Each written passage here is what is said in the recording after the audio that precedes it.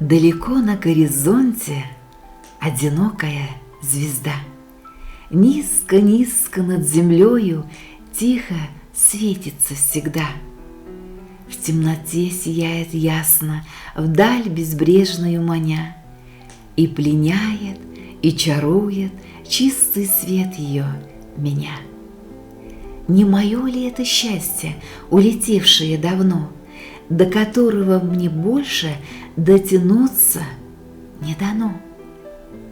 Иль потерянная доля всех народов и племен, та, которую так жадно ищут люди в тьме времен? О, как хочется мне ночью, просияв над темнотой, оказаться близко, рядом с одинокою звездой. И гореть, не угасая, не тускнее, как она, чтобы вечно жизнь людская, как звезда, была ясна. Устраивал прекрасные вечера, посвященные памяти Мажида Гафури. Я играл там на скрипке, и меня приглашали в общество слепых, где мы с Халитом, Халит играл на фортепиано, я на скрипке играл, и таким образом мы внесли определенную лепту в распространение живой истории Мажида Гафури. Потому что вы прекрасно знаете, что есть памятник Мажида Гафури напротив театра, Башкирского драматического театра. Есть парк, который носит его имя. Есть много мест, которые связаны с этим великим человеком. Но вы знаете, живая история – это живая история. И поэтому я тогда задумал книгу о Мажиде Гафури, но хотел показать его как не только великого поэта, но и как философа. Поэтому книга называется «Философская мысль Мажида Гафури и метафора моря». Что я хотел этим сказать? Во-первых, мир Мажида Гафури – это мир лирической поэзии. Нет, наверное, поэта, мыслителя, который не уделял внимания проблеме лирики. Лирика Серебряного века, вы знаете, да? Это Зинаида Гиппиус, это, многие, Марина Цветаева, да. И я попытался раскрыть его именно мысль, философскую мысль, в этой небольшой книге. Сначала я замахнулся на монографию Мажид Гафури, поэт, мыслитель, гуманист, но потом отложил это все, поскольку понял, что это работа еще долгих лет. А я работал над этой книгой, наверное, лет 10-12, постоянно возвращаясь, потому что хорошие работы, они отлеживаются. Они должны отлеживаться, и только тогда они могут играть каким-то блеском. Во-первых, мне хотелось, когда я рассматривал поэзию Мажида Гафури, я обратил внимание, что он очень часто использует метафору моря. Море – это универсальная культура. К морю обращались немецкие романтики, обращались Гёте и Шиллер, обращался Гюльдерлин, Навальс, Стикова, Кенродер и так далее.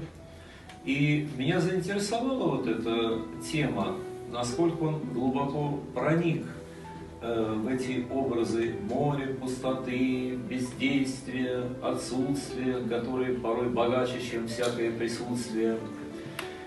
И я стал писать и постоянно возвращался к творчеству этого человека.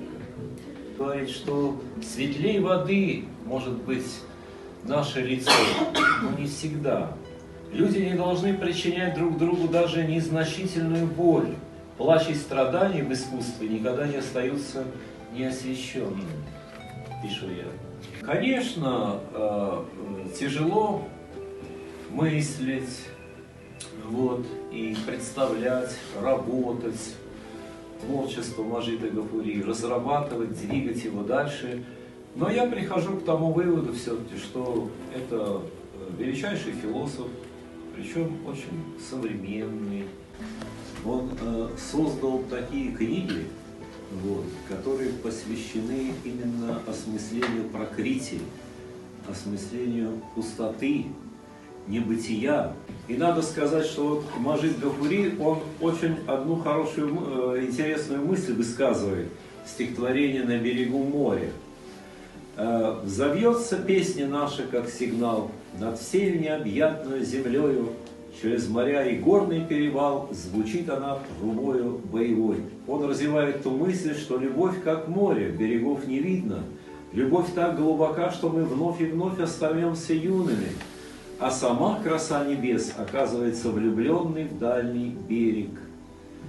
Дело в том, что вот у Мажида Гафури очень много интереснейших мыслей, которые нуждаются в осмыслении. И что это поэт, вот величие его состоит в том, что он соединяет европейские и восточные духовные традиции. А это ведь сегодня очень важно. Нельзя противопоставлять Запад и Восток. И там, и здесь есть прекраснейшие идеи, поэты и мыслители.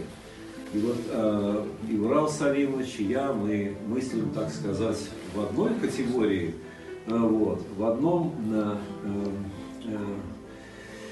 направлении, что ли, можно сказать. То, что действительно настоящая поэзия – это и есть философия. Ведь подлинная русская литература, а русская – это собирательный образ, это и есть русская художественная литература. А в русскую художественную литературу внесли огромный вклад и Мустай Карим, и Мажид Гафури, и Зайнаб Бишева, и Сайфи Кудаш, и Рашид Нигмати. Я стараюсь восполнить вот эту брешь, которая образовалась. Вот почему-то вот мы должны только вот прославлять наших сугубо русских поэтов и писателей по крови. На самом деле россиянин – это понятие очень собирательное. Вот. И мы должны понять, что Россия – это пересечение духовных западных и восточных магистралей. Вот. И в этом плане, конечно, вот я пытался мыслить, думать. Я очень счастливый человек, что я вас учился. И, Аркадий Викторович, я не пропустил ни один ваш урок. Надо вот во всех и в людях, и в природе надо красиво искать. И даже не в красивом, надо красотой видеть. Я вот в своей песенной поэзии, у меня есть вот про крапиву песня. Крапива, что? Крапива, она нас жалит, жалит. Ну, а сколько людей вот благодаря этой крапиве живы остались в голодные годы.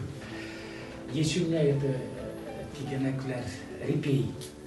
Я вот к себе на родину приехал, там цветы, солнце радуется, всему радуется.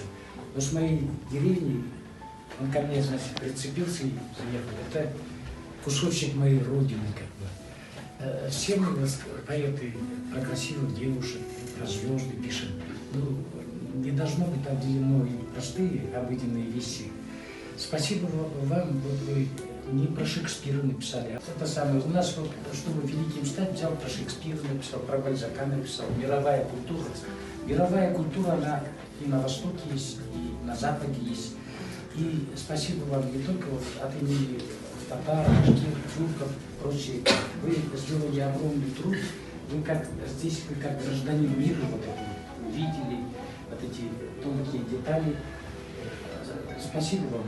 И то, что Мажид Гафури в гений был, он восхвалял общечеловеческие ценности. И надо жить в жизни вот как среди людей, так и среди культур, взаимодополняемо. Аркадий Викторович, спасибо вам. Лариса, будем работать и дальше. Ваше творчество, научное творчество нам всем нужно, и многим эти вещи открывают глаза. Спасибо, что вы есть в нашей жизни. Да, вы уже родственники. Ну, кстати сказать, корни Равиля Мутагаровича Зарипкаранова, его прабабушка родственница, очень Мажида Гафури. И вот такую медаль, пожалуйста, вручите. Вручите. Завадского языка. Это барельеф Мажита Гафури на фоне уральских гор зеленых. Он себя называл сыном Большого Урала. И на фоне башкирского флага. И вот поздравляем вас.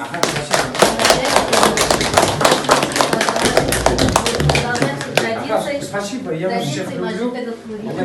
Дай, чтобы у всех у нас хорошо было. И мы друг за другом радовались. И у нас здесь еще присутствует врач-кардиолог. Вот, пожалуйста, значит, зайдите сюда, мы вас тоже награждаем, получите сертификат. Спасибо большое, Вот, очень приятно. И дальше останется нашим партнером, мы надеемся, да? Вот тоже такую же награду, сертификат и медаль. Передайте, пожалуйста. И я буду кратко очень. Во-первых, вот музей, хочу сказать благодарственные, очень такие нежные слова музею Мажита Гафури. Благодаря вот прямые потомки, это один из лучших музеев республики, потому что постоянно проходят мероприятия, посвященные Мажита Гафури, распространению его. Мы знаем его как поэта, писателя, а сегодня мы уже ознакомились благодаря лекции профессора-философа, его философские мысли. И меня поразило очень такое, внимание, то, что вот профессор проводит свою лекцию именно в музее Мажита Гафури. Не сидит аудитории пустой, а именно конкретные личности, конкретные лица.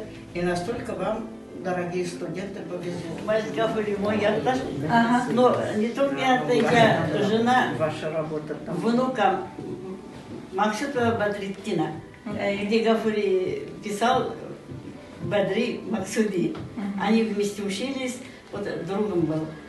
Просто я случайно в Уфе оказалась и хотела вот это мероприятие посетить. С творчеством Гафури тоже очень знакома. Большое спасибо Люся вам, Рамиля тоже, Аркадий Викторович, очень многого можно узнать, особенно вот молодым студентам, конечно, полезно. Спасибо большое. Ваши экземпляры нет. Его прадедушка Халил Хальфа, у него Мажит Гафури брал уроки стихосложения, когда учился в Троицке. Об этом написал его дедушка Хабиб Зайни. Хабиб Зайни – один из основателей географического факультета Башкирского университета. Он работал и в наркомпросе, очень много сделал для просвещения Республики Башкортостан и вообще для тюркских народов. Он знал тюркские языки и читал лекции в Москве для тюркских народов. А отец его уже стал инженером, работал долгие годы в Башкир-Мерза, Булат Хабибович, а Искандер продолжает вот семейную традицию. Ну, вообще имя Мажита Гафури в истории, оно, конечно, неизгладимо, потому что я считаю, это самый счастливый поэт, потому что он первым заслужил звание народный поэт.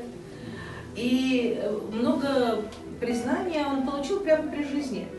Это тоже исключение для нашей Родины, так ведь? И имя Мажита Гафури, и район, один из районов Башкирии носит гафуристский, и наш драмтеатр носит имя, великое имя, светлое имя Мажита Гафури, и улица в нашем городе. То есть это человек, личность достойнейшая, признаннейшая, и его творчество очень значимо. Именно как патриота. Мажит Гафури снимал квартиру, жил на улице Никольской, и при его жизни прямо улицу Никольскую переименовали в музей, в улицу Мажита Гафури. Это же вообще нонсенс, да? И вот такое, вот такая счастливая исключительность, это же какой высокий уровень признания. И народного, и даже власти, верхи признали. Ну и то, что вот этот дом ему правительство подарило. И созданы были условия для творчества относительно благополучные.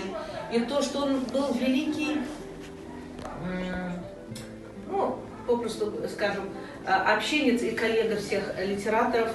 Он сюда собирал, как ручейки собирал весь интеллектуальный круг, все композиторы, художники, поэты, писатели. И Габдулла Тукай ехал к нему учиться. Вот скажите, пожалуйста, какой отличительной чертой наделена башкирская поэзия? Я много размышлял над этой темой. Дело в том, что башкирскую поэзию, как и башкирскую философию, над которой я, в принципе, сейчас работаю, я считаю, что башкиры, наверное, заслужили. И я считаю, можно и нужно говорить о башкирской философии. Вот, иметь свою философию, свою философскую мысль. Потому что философская мысль, ведь, понимаете, философия – это не только национальная философия. Это и логика, и методология, и история философии, и этика, эстетика, и культурология, и социология, и так далее, и так далее. Отвечая на ваш вопрос, я скажу, что в творчестве Маджида Гафури, которого мы сегодня вспоминаем, и я считаю это правильно, и благодаря Алексею Музакировне и другим, которые пришли сегодня, да, Маджид Гафури – это философ мирового масштаба и поэт мирового масштаба, именно потому, что в его творчестве переплелись разные темы, может быть, в символическом ключе, в аллегорическом ключе, которые затрагивают жизненные потенции и силы многих и многих народов. Неустрашимо сердце будь, всегда люби свободу. Тебя зовет священный путь служения народу. Свети, как солнце с высоты, всю землю согревая. Будь искрення и ясна ты, ни лжи, ни зла не зная. Тому, кто честен сам и прям, просторно жить на свете. Эпиграфом к моим стихам поставьте строки эти.